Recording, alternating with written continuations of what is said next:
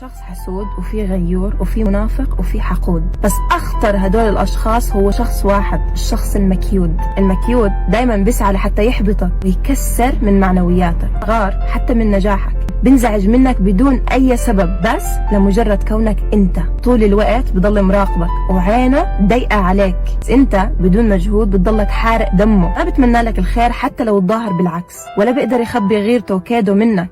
دايما المواقف بتفضحه. أكتر حدا ممكن يأذيك وأكتر حدا لازم تدير بالك منه، حاول تبعد عنه، إنه يلي مثل هدول الأشخاص بغاروا من أدق تفصيل موجود في حياتك، فدير بالك منهم.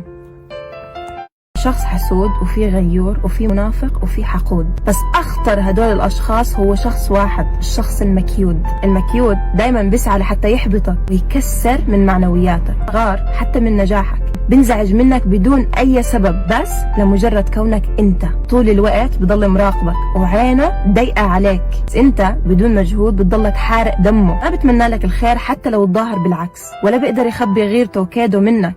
دايما المواقف بتفضحه. أكتر حدا ممكن يأذيك وأكتر حدا لازم تدير بالك منه، حاول تبعد عنه، إنه يلي مثل هدول الأشخاص بغاروا من أدق تفصيل موجود في حياتك، فدير بالك منهم.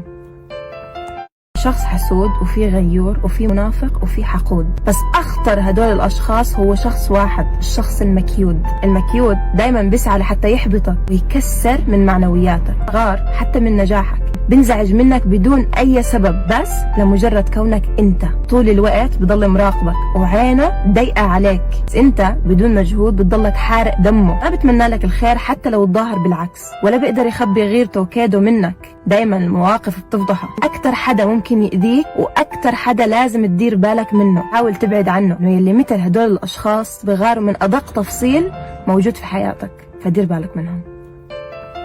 شخص حسود وفي غيور وفي منافق وفي حقود، بس أخطر هدول الأشخاص هو شخص واحد، الشخص المكيود. المكيود دايما بيسعى لحتى يحبطك ويكسر من معنوياتك، غار حتى من نجاحك، بنزعج منك بدون